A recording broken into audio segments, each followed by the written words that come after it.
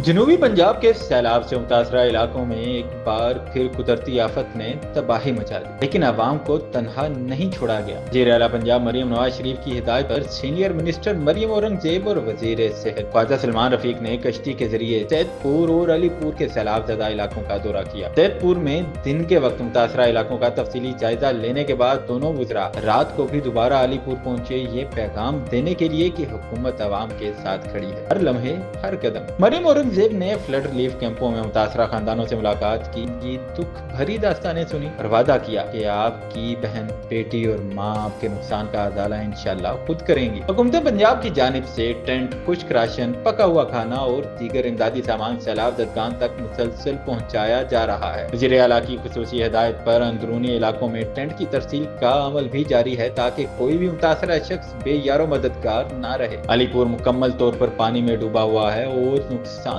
बहुत बड़ा है, इसीलिए वज़ीर आला ने हर मुतासरा फर्द के नुकसान का इनफरादी तखमीना लगाने का हुक्म जारी कर दिया है। मरियम औरंगजेब ने वाज़ेह अल्फाज में कहा, पहले भी जब सैलाब आया था तो नवाज शरीफ खुद पहुंचे थे और आज उनकी बेटी ने आपको तनहा नहीं छोड़ा। मुझे और सलमान रफीक को भेजने वाले भी नवाज शरीफ, शहबाज शरीफ और